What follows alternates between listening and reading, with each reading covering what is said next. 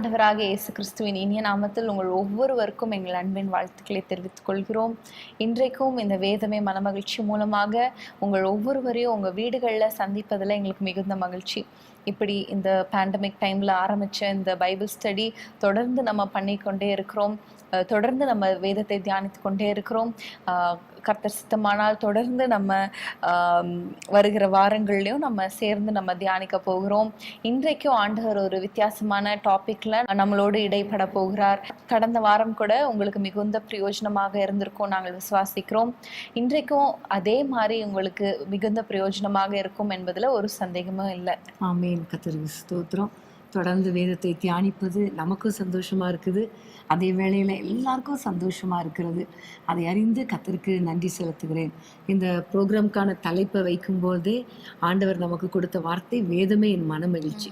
So வேதத்தை தியானிப்பதில் இருக்கிற மன மகிழ்ச்சியை தான் ஆண்டவர் நமக்கு கொடுக்க போகிறார். ஸோ நம்ம தொடர்ந்து நிகழ்ச்சிக்குள்ளே போகலாம். அதற்கு முன்பாக நாம் ஒரு ஜெபம் பண்ணி இந்த நிகழ்ச்சியை நம்ம ஸ்டார்ட் பண்ணலாம். ஆமென். ஸ்தோத்திரம் ஆண்டவரே, இந்த நல்ல வேலைக்காக ஸ்தோத்திரம் அப்பா. இன்றைக்கும் ஆண்டவரே வேதமே மன மகிழ்ச்சியில உம்முடைய வேதத்தை நாங்கள் தியானிக்க போகிறோம் அப்பா. அநேகம் ஆயிரம் பொன் வெள்ளியை பார்க்கிலும் உம்முடைய வேதமே நலம் என்று நாங்கள் வாசிக்கிறோமே அப்பா. அந்த வேதத்தை, அந்த வெளியேற பெற்ற இந்த வேதத்தை எங்களுக்கு வாசிக்கிறதற்கு எங்களுக்கு கிருபை கொடுத்தீரே, தியானிக்கிறதற்கு கிருபை கொடுத்தீரே, அதற்காக ஸ்தோத்திரம் அப்பா. எத்தனையோ லாங்குவேஜஸ்ல பைபிள் இல்லை ஆண்டவரே, ஆனாலும் எங்களுக்கு இந்த பைபிளை நீங்கள் கொடுத்திருக்கிறீங்களே, அதற்காக ஸ்தோத்திரம் அப்பா. ஆண்டவரே, நாங்க இப்ப இதை தியானிக்கும் பொழுது நீர் எங்களோடு பேசும்படியாக நாங்கள் ஜெபிக்கிறோம். எங்களை முழுவதுமாக தாழ்த்தி ஒப்பு கொடுக்கிறோம். இயேசுவின் நாமத்தில் பிதாவே, ஆமென். இன்றைக்கும் ஒரு இன்ட்ரெஸ்டிங்கான ஒரு டாபிக்ல நம்ம வேதத்தை தியானிக்க போகிறோம். எல்லாருக்கும் ரொம்ப பிடித்ததான ஒரு கேரக்டர் ஸ்டடி நம்ம பண்ணலாம். ஒரு நபரை, வேதாகமத்துல உள்ள ஒரு நபரை எடுத்து அவரை குறித்து நம்ம இன்டெப்தா நம்ம தியானிக்க போகிறோம். ஆமாம், ஏற்கனவே நம்ம இது மாதிரி நிறைய பேர் நம்ம தியானித்து இருக்கிறோம். அது உங்களுக்கு ஞாபகத்தில் இருக்கும்னு நான் நினைக்கிறேன். அப்படி இல்லைன்னா கூட எங்களுடைய பழைய ப்ரோக்ராம்ஸை நீங்கள் பார்த்தீங்கன்னா அதிலிருந்து அறிந்து கொள்ளலாம். இது எதற்காக நாங்கள் இப்படி ஒரு தியானம் பண்ணுகிறோம் என்றால், நீங்களும் இதே மாதிரி ஒரு நபரை வேதத்திலேருந்து ஒரு பாத்திரத்தை எடுத்து அவரை பற்றி கம்ப்ளீட்டாக, ஒரு ஆணோ பெண்ணோ, ஆனால் அவர்கள் எப்படி வாழ்ந்தார்கள், எப்படி வாழக்கூடாது என்பதெல்லாம் ஆண்டவர் உங்களோடு கூட பேசும்படி நீங்கள் தியானிக்கணும். கண்டிப்பாக இது உங்களுக்கு பிரயோஜனமாக இருக்கும். இன்றைக்கு நம்ம தியானிக்கிறதும் உங்களுக்கு ஒரு மாதிரியாக இருப்பதற்காகத்தான் நம்ம இந்த பைபிள் ஸ்டடியில் அந்த பாத்திரத்தை நம்ம எடுத்திருக்கிறோம். ஆமென். ஸோ அந்த நபர் யார் என்பதை நீங்கள் சொல்லுங்கள். நோவா, பழைய ஏற்பாட்டு காலத்திலே வாழ்ந்த ஒரு அருமையான ஒரு மனிதர் நோவா. நம்ம எல்லாருக்கும் தெரியும், நோவா அப்படின்னாலே சின்ன வயசுலேருந்து நம்ம சண்டே கிளாஸ்லேருந்து படித்தது நோவா தாத்தா பேழையை கட்டினார், மழை வந்தது, அப்புறம் அது எல்லாமே நமக்கு தெரிந்த ஒரு சம்பவம். ஸோ இன்றைக்கி அந்த நோவாவை பற்றி தான் நம்ம தியானிக்க போகிறோம். நோவாவுடைய வாழ்க்கையில் என்னென்ன காரியங்கள் நடந்தது, நோவா எப்படிப்பட்டவராய் வாழ்ந்தார், அவருடைய தவறுகள் என்ன, நல்ல குணங்கள் என்ன என்பதையெல்லாம் நம்ம ஆராய்ந்து பார்ப்பதன் மூலமாக நம்ம எப்படி வாழணும், எப்படி வாழக்கூடாது என்பதை இன்றைக்கு ஆண்டவர் நமக்கு கற்றுக் கொடுக்க போகிறார். ஆமென். நோவாவை குறித்து நம்ம ஆதியாகமத்தில் 5ஆம் அதிகாரத்திலிருந்து நம்ம அவரை குறித்து பார்க்கலாம். ஸோ 5ஆம் அதிகாரத்தில் 28ஆம் வசனம் 29ஆம் வசனத்தை நம்ம வாசிக்கலாம். லாமேக்கு 182 வயதான போது ஒரு குமாரனை பெற்று கர்த்தர் சபித்த பூமியிலே நமக்கு உண்டான வேலையிலும் நம்முடைய கைகளின் பிரயாசத்திலும் இவன் நம்மை தேற்றுவான் என்று சொல்லி அவனுக்கு நோவா என்று பெயரிட்டான். உண்மையிலே இந்த வசனம் ஒவ்வொரு பெற்றோருக்கும் ஒரு வாக்கு தத்துவம் தான். ஒவ்வொருவருடைய வாழ்க்கையிலும் நம்ம பிள்ளைங்களை பெறும்பொழுது ஒரு எதிர்பார்ப்போடு இருக்கிறோம் இல்லையா? பிள்ளைங்க நம்மோடு கூட இருக்கணும், நம்மளை நேசிக்கணும், நம்முடைய கைகளின் பிரயாசம், வேலையில் நமக்கு ஹெல்ப் பண்ணணும். ஒரு டாக்டராக இருந்தால் என்ன நினைப்பாங்கன்னா, என்னுடைய பிள்ளை டாக்டராகி என் கூட சேர்ந்து ஒர்க் பண்ணணும் அப்படின்னு நினைப்பாங்க. ஒரு ஊழியக்காரராக, ஒரு போதகராக இருக்கும்போது அவங்க என்ன நினைப்பாங்க, என்னுடைய பிள்ளைகள் ஊழியக்காரராக எங்களோடு கூட இருக்கணும்னு நினைப்பாங்க. அப்படி தான் எல்லா காரியங்களிலும் என்னோடு கூட பிள்ளைகள் என்னை இருக்கணும், பிள்ளைகள் என்னை தேற்றணும் அப்படிங்கிற ஒரு எதிர்பார்ப்போடு இருப்பது வழக்கம். இந்த எதிர்பார்ப்போடு கூட அவருக்கு பேரே வைக்கிறார் தகப்பனார், நோவா என்று சொல்லி. அந்த நோவா அப்படின்னா மீனிங் இதுதான். ஸோ அந்த லாமேக்கு என்ற மனிதன் ஒரு எதிர்பார்ப்போடு தன்னுடைய பிள்ளையை பெற்றெடுக்கும் பொழுது ஒரு அருமையான பெயரை வைக்கிறார். அன்பான பெற்றோரே, இந்த வசனத்தை நீங்கள் சொல்லி சொல்லி அதிகமாக ஜெபம் பண்ணுங்க. ஆண்டவரே, என் பிள்ளைகள் எங்களுடைய கைகளின் பிரயாசத்துல, எங்களுடைய எல்லா வேலைகளில, எங்களுடைய எல்லா ஊழியத்துல எங்களை தேற்றுவார்கள், எங்களை ஆற்றுவார்கள் என்று சொல்லி நீங்க கன்ஃபஸ் பண்ண பண்ண உங்களுடைய பிள்ளைகள் கண்டிப்பாகவே உங்களுக்கு உபயோகமான, உங்களை தேற்றுகிற, உங்களை ஆற்றுகிற, எல்லாவற்றிலும் உதவியாயிருக்கிற பிள்ளைகளாக கர்த்தர் மாற்றி கொடுப்பார். ஆமென். உண்மையிலே நோவா என்கிற ஒரு பெயர் ஒரு அர்த்தமுடைய பெயராக இருந்தது நம்ம பார்க்கிறோம் வேதத்தில். அழகா இந்த வசனத்தில் நம்ம பார்க்கிறோம், கர்த்தர் சபித்த இந்த பூமியில் என்னுடைய பிள்ளை என்னை தேற்றுவான், எனக்குண்டான வேலையிலும் கைகளின் பிரயாசத்திலும் என்னை தேற்றுவான் என்கிற ஒரு எதிர்பார்ப்போடு நோவா அப்படிங்கிற பெயரை வைக்கிறத நம்ம பார்க்கிறோம். இந்த வசனம் வந்து எனக்கு ரொம்ப ரொம்ப பிடித்தமான ஒரு வசனம், எனக்கு என் வாழ்க்கையில் ரொம்ப இம்பார்ட்டண்ட்டான வசனம் அப்படின்னு சொல்லலாம். ஏன்னா நான் காலேஜ் முடித்து என்னோட பிஜி முடித்ததுக்கப்புறம் நான் ஒரு வேலைக்கு போனேன். நான் வந்து ரொம்ப ஆசைப்பட்டு நான் வந்து இப்படி ஒரு வேலைக்கு தான் போகணும் அப்படின்னு நான் வந்து மைண்டில் யோசித்து அதுக்காக ரொம்பலாம் ஜோம் பண்ணல. ஆனால் ஆண்டவர் என் மன விருப்பத்தை நிறைவேற்றி ஒரு நல்ல ஒரு இன்டர்நேஷ்னல் இன்வெஸ்ட்மெண்ட் பேங்க்கில் எனக்கு ஒரு வேலையை ஆண்டவர் கொடுத்தார்.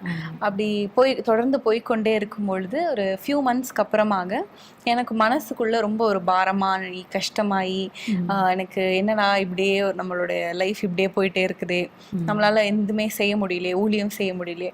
அப்போல்லாம் பார்த்தோம்னா நம்மளுக்கு அந்த டியூஸ்டே ப்ரேயர் இருக்கும், அப்புறம் சாட்டர்டேஸில் ப்ரேயர் இருக்கும், வெனஸ்டே பைபிள் ஸ்டடி இருக்கும். ஸோ இந்த 3 மீட்டிங்லேயும் நான் பாடுவேன். ரொம்ப நாள் நல்லா பாட மாட்டேன், ஆனால் வந்து பாடுவேன். ஸோ அது கூட என்னால் பண்ண முடியலே அப்படின்னு சொல்லி ஒரு ரொம்ப ஒரு டிப்ரெஸ்டான ஒரு ஸ்டேட்டில் இருக்கும்போது ஆண்டவர் வந்து இந்த வசனம் மூலமாக எனக்கு பேசினார். என்னெல்லாம் இயேசுவே என்று எழுதின நீங்கள் அந்த புக்கில் அந்த டெய்லி கன்ஃபெஷன்ஸ் இருக்கும், ப்ராமிசஸ், ஆண்டவர் கொடுக்குற அந்த வார்த்தைகளை நம்ம கன்ஃபஸ் பண்ணுற மாதிரி இருக்கும். அதில் வந்து ஒரு நாள் பெற்றோருக்கு ஆசீர்வாதமான ஒரு வாழ்க்கை வாழ்வதற்கான விசுவாச அறிக்கை அப்படின்றதுல இந்த வசனத்தை நீங்கள் போட்டிருப்பீங்க. நான் என் பெற்றோருக்கு உண்டான வேலையிலும் அவர்கள் கைகளின் பிரயாசத்திலும் அவர்களை தேற்றுவேன் அப்படின்னு சொல்லி. ஸோ இது திரும்ப திரும்ப நான் அது வீக்லி தான் ஒரு டாபிக் ஒரு நாளைக்கு தான் இருக்கும். ஸோ இது வீக்லி திரும்ப திரும்ப வாசிக்கும் பொழுது எனக்குள்ள ஒரு பாரம், நான் என்னோட பெற்றோருக்கு அவங்க கைகளின் பிரயாசத்தில் அவங்களோட வேலையில் அவங்களுக்கு நான் உபயோகமாக இல்லையே அப்படின்னு சொல்லி. ஸோ அப்போ தான் வந்து நான் வந்து அந்த ஒர்க்கை வந்து ரிசைன் பண்ணிவிட்டு ஓகே நம்ம அப்பா அம்மாவுக்கு ஹெல்ப்ஃபுல்லாக ஊழியத்தில் இருக்கணும் அப்படின்னு சொல்லி நான் ரிசைன் பண்ணிவிட்டு நான் வந்து ஊழியத்துக்கு வந்தேன். ஸோ படிப்படியாக ஆண்டவர் இப்படி என்னை ஊழியத்துலேயும் உபயோகிச்சுட்டு வருகிறார். ஆமென். கர்த்தருக்கு ஸ்தோத்திரம். ஸோ இந்த நாட்களில் நம்ம ஒவ்வொருவரும் நம்முடைய பிள்ளைகளுக்காக நம்ம ஜெபிக்கணும் என்பது முக்கியமான ஒரு காரியம். சரி, இப்போ இதில் பார்க்கும் பொழுது நோவா என்ற பெயருக்கு அர்த்தம். அடுத்ததாக நம்ம பார்க்க வேண்டிய முக்கியமானது, நோவா எந்த சிச்சுவேஷனில் அவர் வளர்ந்தார் என்பதை நம்ம பார்க்கணும்.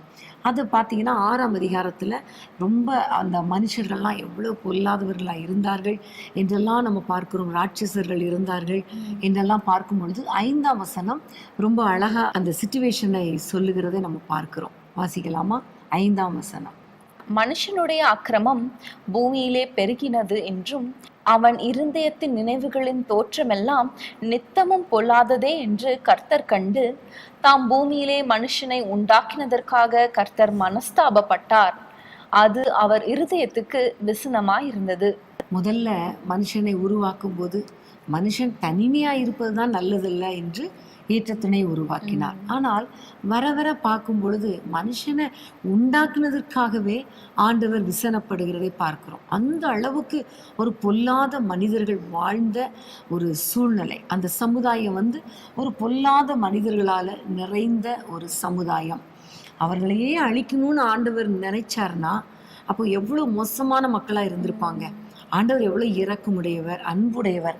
அவருக்கே எப்படியாவது மனுஷர்களை கம்ப்ளீட்டாக அழிக்கணும்னு நினைச்சாருன்னா அந்த சூழ்நிலையை கொஞ்சம் யோசித்து பார்க்கணும். இந்த சூழ்நிலையில அந்த நாட்களிலே வாழ்ந்த நோவாவை குறித்து 8ஆம் வசனத்துல நம்ம வாசிக்கலாமா? 8ஆம் வசனம்.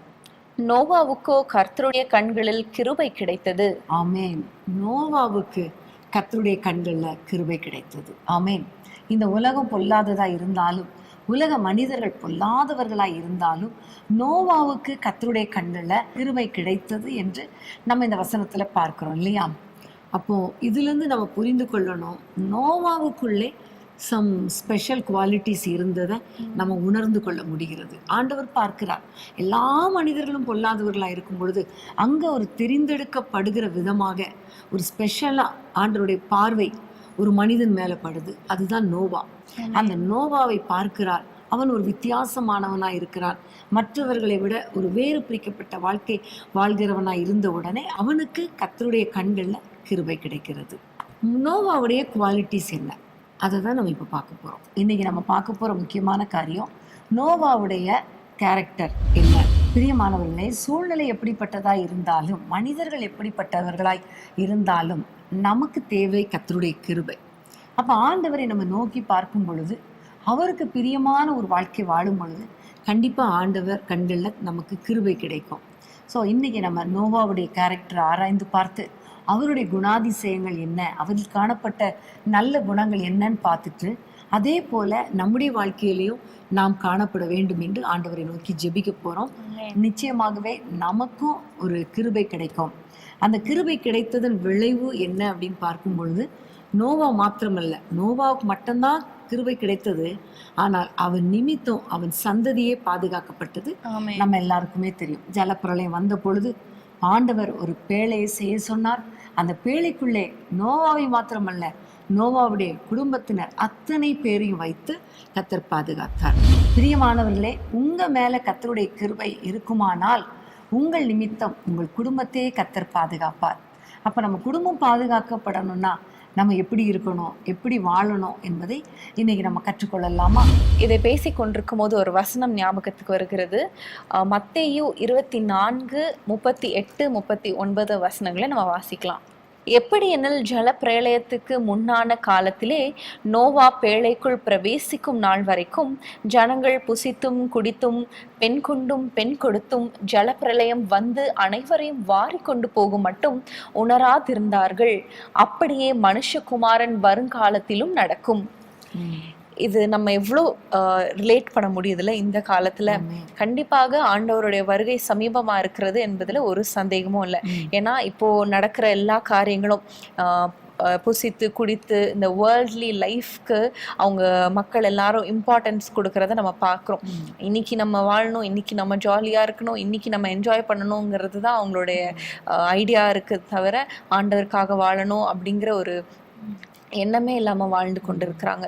ஸோ இப்படிப்பட்ட காலத்தில், எப்படி நோவாவோட காலத்தில் இதுவெல்லாம் நடக்கும் பொழுது நோவாவோட குடும்பம் மாத்திரம் பாதுகாக்கப்பட்டதற்கு நோவா காரணமாக இருந்தாரோ, அதே போல் இப்போ நடந்து கொண்டு இருக்கிற இந்த மனுஷகுமாரன் வரும் காலம் ஆகிய இந்த காலத்துல நம்மளுடைய வாழ்க்கையும் ஆண்டவருக்கு முன்பாக சரியாக இருக்கும் பொழுது நம்மளுடைய குடும்பமும் நம்மோடு சேர்ந்து காக்கப்படும். ஸோ அந்த நோவா என்ன செய்தார், அவரிடத்துல என்னென்ன குவாலிட்டிஸ் இருந்தது, எதனால அவங்க குடும்பம் அந்த காலகட்டத்தில் காக்கப்பட்டதுன்னு பார்த்து நம்மளும் அந்த மாதிரியான குவாலிட்டிஸை நம்ம டெவலப் பண்ணி ஆண்டவருடைய வருகையில் நம்ம குடும்பம் காணப்படணும், பாதுகாக்கப்படணும் என்று நம்ம அறிந்து கொண்டு ஜெபிக்கலாம். முதலாவதாக நோவாவுடைய வாழ்க்கையில நம்ம பார்க்க போற முக்கியமான காரியம் 9ஆம் வசனத்தை வாசிப்போம். நோவாவின் வம்ச வரலாறு. நோவா தன் காலத்தில் இருந்தவர்களுக்குள்ளே நீதிமானும் உத்தமனுமாய் இருந்தான். நோவா தேவனுடைய சஞ்சரித்து கொண்டிருந்தான். இதுல 3 காரியத்தை குறித்து நம்ம பார்க்கிறோம். ஆனா 1 by 1 நம்ம பார்க்கலாம். முதலாவது பார்க்கும்பொழுது நீதிமானாய் இருந்தான். நோவாவை குறித்து சொல்லப்பட்டிருக்கிற காரியம், அவன் ஒரு நீதிமான். ஸோ நீதிமான் அப்படிங்கிற ஒரு வார்த்தைக்கு நம்ம டெஃபினிஷன் நம்ம பார்க்கணும் இல்லையா? நீதிமான் என்றாலே நமக்கு தெரியும், ஒரு பாவமும் செய்யாதவன். அதுதான் பிரசங்கி 7ஆம் அதிகாரம் 20ஆம் வசனத்துல நம்ம வாசிக்கிறோம். பிரசங்கி 7:20. ஒரு பாவமும் செய்யாமல் நன்மையே செய்யத்தக்க நீதிமான் பூமியில் இல்லை. ஸோ நீதிமான் அப்படின்னா என்னன்னா, ஒரு பாவமும் செய்யக்கூடாது, அது மாத்திரமல்ல நன்மையை மாத்திரம் செய்கிறவன் நீதிமான். ஸோ நம்முடைய வாழ்க்கையில் இன்றைக்கி நம்ம ஆண்டவரிடத்தில் கேட்கணும், ஆண்டவரே பாவம் செய்யாத ஒரு வாழ்க்கையை தாங்க. அப்போது எப்படி பாவம் செய்யாத ஒரு வாழ்க்கை வாழ முடியும் அப்படின்னா, ஆண்டவருடைய இரத்தத்தினால கழுவப்பட வேண்டும். நீதிமான் அப்படின்னாலே இரத்தத்தால் கழுவப்பட்டவன் என்று அர்த்தம். அதுதான் ரோமர் 5ஆம் அதிகாரத்தில் 9ஆம் வசனத்தில் நம்ம வாசிக்கிறோம். ரோமர் 5:9 வாசிப்போமா? இப்படி நாம் அவருடைய இரத்தத்தினாலே நீதிமான்களாக்கப்பட்டிருக்க கோபாக்கினிக்கு நீங்களாக அவராலே நாம் ரட்சிக்கப்படுவது அதிக நிச்சயமாமே. ஆமென். ஸோ அவருடைய இரத்தத்தினாலே நம்ம நீதிமான்களாக்கப்பட்டு இருக்கிறபடினால அவருடைய கோபத்துக்கு நம்ம நீங்களாக்கி ரட்சிக்கப்படுவோம் என்று ரோமர்ல நம்ம வாசிக்கிறோம். ஸோ ஒவ்வொரு நாளும் ஆண்டவரை பார்த்து நம்முடைய இரத்தத்தினால எங்களை கழுவுங்கப்பா, எங்களை நீதிமான்களாய் மாற்றுங்க. நம்ம நீதிமான் கிடையாது, ஆனால் கர்த்தர் தம்முடைய இரத்தத்தினாலே நம்மை நீதிமான் ஆக்கி இருக்கிறார். கர்த்தருக்கு ஸ்தோத்திரம். ஏனென்றால் ஏசாயால பார்க்கிறோம், நம்முடைய நீதியெல்லாம் அழுக்கான கந்தை, ஆனா ஆண்டவருடைய கிருபை தான் நம்ம இம்மட்டும் நடத்தி வருகிறது. ஸோ எப்படி நோவா நீதிமானாய் இருந்தானோ அதே போல நாமும் நீதிமான்களாய் இருக்கணும். நீதிமொழிகள்ல நிறைய காரியங்கள் நீதிமான்களை குறித்து சொல்லப்பட்டிருக்கும். அதுல ஒரு காரியம் என்னன்னா, நீதிமான் பொய் பேச்சை வெறுக்கிறான். பொய் பேச்சை வெறுக்கணும். தேவையில்லாத பேச்சு, பொய் பேசுறது, உண்மையற்ற தன்மை, இதெல்லாம் நீதிமான்களா இருக்க முடியாது. ஸோ இதெல்லாம் நம்ம விட்டுட்டு ஒரு பரிசுத்தமுள்ள வாழ்க்கை வாழணும். நீதிமொழிகள்ல பார்த்தா நிறைய நீதிமானுடைய கேரக்டர்ஸ் சொல்லப்பட்டு இருக்கிறது. ஸோ நீங்க முடிஞ்சா ஒரு டாஸ்க் மாதிரி வச்சுக்கோங்களேன், ஒரு ஹோம்ஒர்க் மாதிரி. நீதிமானுடைய குவாலிட்டிஸ் என்ன, நீதிமான் எப்படிப்பட்டவன் என்னெல்லாம் ஒரு நோட் போட்டு நீங்க எழுதி பாருங்களேன், நிறைய காரியங்கள் இருக்கும். ஆமென். ஒவ்வொரு நாளும் கூட நம்ம நீதிமொழிகள்ல ஒவ்வொரு அதிகாரத்தை, இன்னைக்கு 1ஆம் தேதி என்றால் 1ஆம் அதிகாரம், 2ஆம் தேதி என்றால் 2ஆம் அதிகாரம் அப்படின்னு சொல்லி நம்ம 31 நாட்களுக்கும் நீதிமொழிகள்ல இருக்கு. ஸோ ஒவ்வொரு நாளும் வாசிக்கும் போதும் அதுல குறிப்பிடப்பட்டிருக்கும் இல்லையா, இப்படி செய்யணும், இப்படி செய்யக்கூடாது, இப்படியெல்லாம் நம்ம செய்யணும், இப்படி செய்கிறவன் மூடன். ஸோ ஒவ்வொரு நாளுமே நம்ம எழுதலாம், இப்படிலாம் நம்ம பண்ணணும், இப்படிலாம் நம்ம பண்ணக்கூடாது அப்படின்னு. ஒவ்வொரு அதிகாரத்துல ஆண்டவர் என்ன கற்று தருகிறார் என்பதை நீங்க எழுதி நீங்க அது ஒரு பிராக்டிஸாக கொண்டு வரலாம். ஆமென். கர்த்தருக்கு ஸ்தோத்திரம். ஸோ உண்மையிலே நீதிமானாய் நம்ம இருக்கும் பொழுது வேதம் சொல்லுகிறது, நீதிமானுடைய சந்ததி ஒரு நாளும் அப்பத்துக்கு இறந்து திரிந்ததில்லை என்று சொல்லப்பட்டிருக்கிறது. கர்த்தர் சித்தமானா நம்ம ஒரு முறை நீதிமானை குறித்து நம்ம கூட ஒரு முறை பைபிள் ஸ்டடியில் நம்ம ஆராய்ந்து பார்க்கலாம். இந்த நீதிமானாய் வாழ்ந்ததுனால வந்த பிளெஸ்ஸிங் என்னன்னு பார்க்கும்போது 7ஆம் அதிகாரம் 1 வசனத்தை நம்ம வாசிப்போமா? ஆதியாகமம் 7:1. கர்த்தர் நோவாவை நோக்கி, நீயும் உன் வீட்டார் அனைவரும் பேழைக்குள் பிரவேசியுங்கள், இந்த சந்ததியில் உன்னை எனக்கு முன்பாக நீதிமானாக கண்டேன். எவ்வளோ ஒரு அழகான ஒரு வார்த்தை இல்லையா? எனக்கு முன்பாக நீதிமானாக கண்டேன். ஸோ அதனால பேழைக்குள்ள பிரவேசியுங்கள்ங்கிறாரு. ஸோ நம்ம மனுஷருக்கு முன்பாக நீதிமானா வாழ்றது கூட கொஞ்சம் ஈஸி வெளியில, ஆனா கர்த்தர் இருதயங்களை பார்க்கிறவர், அவருக்கு முன்பாக நீதிமானா வாழ்றது தான் முக்கியம். அடுத்ததாக நோவாவுடைய கேரக்டர் என்னன்னு பார்க்கும் பொழுது அதே 9ஆம் வசனத்துல நோவாவை குறித்து போடப்பட்டிருக்கிறது, நோவா நீதிமானும் உத்தமனுமாய் இருந்தான் என்று நம்ம வாசிக்கிறோம். ஸோ உத்தம இருதயம் என்பதை குறித்துலாம் நம்ம நிறைய வாசித்திருக்கிறோம் இல்லையா? காலை குறித்து நம்ம பார்க்கும் பொழுது அவர் உத்தமனுமாய் இருந்தார் என்பதை நம்ம பார்க்கிறோம். தாவீது கூட சங்கீதம் 101:2ஆம் வசனத்துல சொல்லுகிறார், உத்தமமான வழியிலே விவேகமாய் நடப்பேன், எப்பொழுது என்னிடத்தில் வருவீர், என் வீட்டிலே உத்தம இருதயத்தோடு நடந்து கொள்வேன். ஸோ வீடு அப்படின்னு சொல்லும்போது இதை ஏற்கனவே நம்ம பேசியிருப்போம். வீடு அப்படின்னு சொல்லும்போது ஒரு க்ளோஸ்ட் என்வாயர்மெண்ட், வெளியில மனுஷங்களுக்கு தெரியாது. ஸோ அந்த வீட்டில் கூட உத்தம இருதயத்துல கூட, சிந்தையில கூட, நம்மளுடைய திங்கிங்ல கூட நம்ம வந்து உத்தமமா இருக்கணும். பிறருக்கு தெரியாவிட்டாலும் ஆண்டவர் பார்க்கிறார் என்ற அந்த ஒரு எண்ணத்தோடு இருக்கணும். ஸோ உத்தமம் அப்படின்னு சொல்லும்போது ஒரு பர்ஃபெக்ட் ஒரு மேன் அப்படின்னு சொல்லலாம். உத்தமமான மனிதன் என்று சொல்லும்போது ஒரு பர்ஃபெக்ட் மேன் சொல்லலாம். பிளேம்லெஸ், ஸ்பாட்லெஸ் அப்படின்னு நம்ம சொல்லலாம். குற்றம் சுமத்தப்படாத ஒரு வாழ்க்கை, பிறரால நம்ம வந்து எந்த விஷயத்துலையும் நம்மளை குற்றம் சாட்டப்படாத ஒரு வாழ்க்கை வாழ்கிறது, பிறருக்கு தீங்கு நினையாத ஒரு வாழ்க்கை என்று நம்ம சொல்லலாம். யோபுவை குறித்து கூட உத்தமன் என்று சொல்லப்பட்டு இருக்கிறது. பிசாசு கூட சொல்றான் அவன் உத்தமனா இருக்கிறான். பிசாசு கூட தெரியுது அவன் உத்தமன் என்று சொல்லி. நம்முடைய வாழ்க்கையில மற்றவங்களுக்கு முன்பாக, கர்த்தருக்கு முன்பாக, நம்முடைய வீட்டில், நம்முடைய இருதயத்துக்குள்ள உத்தமமான ஒரு வாழ்க்கை வாழணுங்கிறதா ஆண்டவர் விரும்புகிறார். ஆதியாகமம் 17 வசனத்துல ஆண்டவர் சொல்லுகிறார், நான் சர்வ வல்லமை உள்ள தேவன், எனக்கு முன்பாக நீ நடந்து கொண்டு உத்தமனாய் இரு என்று சொல்லுகிறார். அப்போ அவர்கிட்ட பேசும்போது கிட்டத்தட்ட அவருடைய வயது பார்க்கும் பொழுது 75, 90, 75, 80 வயது. அந்த டைம்ல கூட ஆண்டவர் சொல்லுகிறார், நீ எவ்வளவு வயதானாலும் எனக்கு முன்பாக நீ உத்தமனா இருக்கணும் என்று கர்த்தர் சொல்லுகிறார். யோபுவுடைய மனைவி சொல்லும் பொழுது, நீங்க ஏன் இன்னும் உத்தமத்துல நிலைத்து நிற்கிறீங்க, தேவனை தூஷித்து விட்டு ஜீவனை விடும் அப்படின்னு சொல்றா. அதாவது கஷ்டம் போராட்டம் வரும் பொழுது ஏன் நீங்க கர்த்தர் நல்லவர், அவர் எனக்கு ஒருபோதும் கைவிட மாட்டார் அப்படின்னு சொல்லிட்டு இருக்கீங்க, அதுவே ஏன் அந்த உத்தமத்தை காத்துக்கொள்றீங்க அப்படின்னு சொல்றத நம்ம பார்க்கிறோம். ஸோ எந்த சூழ்நிலையிலும் நம்முடைய உத்தமத்தை காத்துக்கொள்ளணும், எந்த வயதிலையும் உத்தமத்தை காத்துக்கொள்ளணும், எந்த சூழ்நிலையிலும் உத்தமத்தை காத்துக்கொள்ளணும், எந்த இடத்திலும் உத்தமத்தை காத்துக்கொள்ளணும். அதுதான் முக்கியம். ஆமென். உண்மையாகவே ஆண்டவர் கிட்ட இருந்து அந்த ஒரு ஆண்டவர் சொல்லணும் இல்லையா, நம்மளை குறித்து உத்தமனா இருக்கிறா என்று சொல்லி. மனுஷங்க சொல்றது முக்கியம் இல்லை. தீத்துவை குறித்து கூட பவுல் எழுதும் போது பொதுவான விசுவாசத்தில் உத்தம குமாரனாகிய தீத்து அப்படின்னு சொல்லி குறிப்பிடுவார். ஸோ அது எவ்வளவு பெரிய ஒரு பாக்கியம் இல்லையா. ஆமென்.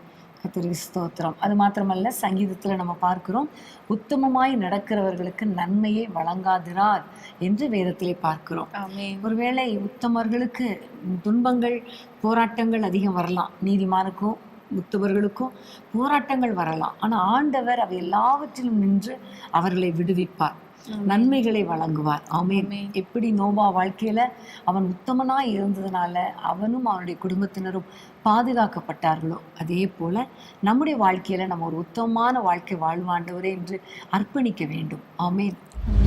மூணாவதாக அதே வசனத்துல நம்ம பார்க்கிறோம், தேவனோடு சஞ்சரித்து கொண்டிருந்தார். ஆமென். ஆதியாகமம் 6ஆம் அதிகாரம் 9ஆம் வசனத்துல, நீதிமான் உத்தமன் தேவனோடு சஞ்சரித்து கொண்டிருந்தான்.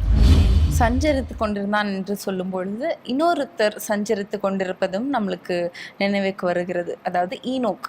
ஸோ ஏனோக்கும் நோவாவோட முற்பிதாவாய் தான் இருக்கிறார். அவங்களோட சந்ததியில தான் நோவாவும் பிறக்கிறார். ஸோ அந்த சந்ததியாக அந்த ஒரு பழக்கத்தை உடையவர்களாக இருந்திருப்பாங்கன்னு நான் விசுவாசிக்கிறேன்.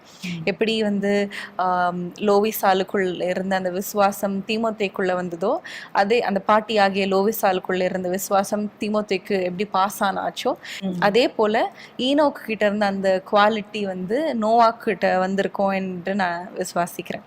ஸோ சஞ்சரித்து கொண்டிருந்தான் என்று சொல்லும்போது ஆங்கில வேதாகமத்தில் நம்ம பார்க்கிறோம், நோவா வாக்ட் வித் காட் என்று குறிப்பிடப்பட்டிருக்கிறது. ஸோ வாக்ட் வித் காட் அப்படின்னு சொல்லும் பொழுது ஆண்டவரோடு நெருங்கி உறவாடுகிற ஒரு அனுபவம், அவரோடு இணைந்து பேசுகிற அனுபவம், அவர் சொல்ல இவர் கேட்க, இவர் பேச அவர் ஜெபத்தை கேட்கிற அந்த ஒரு அனுபவம், அவரால் நடத்தப்படுகிற ஒரு அனுபவம் என்று சொல்லலாம்.